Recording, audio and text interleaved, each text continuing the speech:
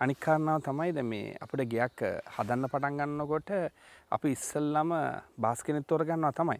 හැබැයි දැන් ඇත්තටම වෙන්නේ ගේ හදන්න පටන් ගත්තට පස්සේ බාසුන් නැහැ තමයි තීරණය කරන්නේ කරන්න ඕනේ මොනවද කරන්න ඕනේ නැත්තේ මොනවද කියලා.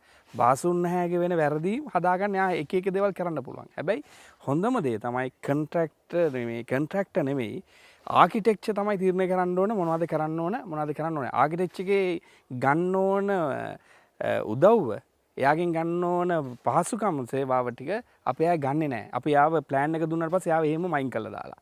එතකොට ගේ හදන්න ඊළඟට බාසුන් නැහැ. එතකොට බාසුන් නැහැට කැමති විදිහට තමයි ගේ හදින්නේ. සමහර වෙනස්කම් කරනවා ක්ලයන්ට් වි බාසුන් නැහැ කතා කරලා.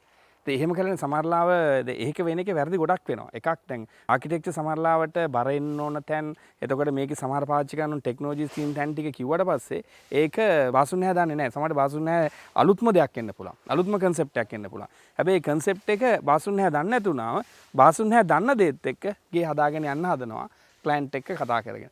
ඒක තමයි කරන්න තියෙන නරකම දේ. හොඳම දේ ආකිටෙක්චර් නැත්තම් විශේෂ කාත් එක හරි එක්කෙනෙක් ගේ පටන් ගත්ත වෙලේ ඉඳන් ඉවර වෙනකම්ම යන්න ඕන. එහෙම වුණොත් තමයි ගේ අර තියෙන අපිට වියදම් අඩු වෙන්නේ, වැඩි හයට කෙරෙන්නේ. සමහර තැන් වෙනස් කරන්න වෙනවා. ගේ හදාගෙන අපි කොච්චර ප්ලෑන් එක ඇඳලා ඔක්කොම කරලා කරත් සමහරට ප්‍රැක්ටිකලි ගේ හදාගෙන යනකොට සමහර තැන් වෙනස් කරන්න. දැන් මේකෙත් අපිට එහෙම තැන් දෙක තුනක් වුණා. එක තැනකදී වතුර උනනවා ගොඩක්. මේ කොලම් මේක. ඊට දැන් මේකෙත් මේ බලා ගන්න පුළුවන් මෙතනත් මේ වතුර උනලා තියෙන්නේ කපද්දි වань වතුර පිරලා තියෙන පානේ. එතකොට අපිට මෙහෙම තීදි කොන්ක්‍රීට් එක දාන්න බෑ. අපි ඒ හින්දා කරේ අඩියක් විතර වැලි පුරවලා ඒක ස්ටේබල් වෙන්න දීලා තමයි ඒක උඩින් බේස් එක දාගත්තේ. එතකොට ඒව සමහරට ප්ලෑන් කරද්දී නැති වෙන්න පුළුවන්. ඒක ප්‍රැක්ටිකල් එකක්.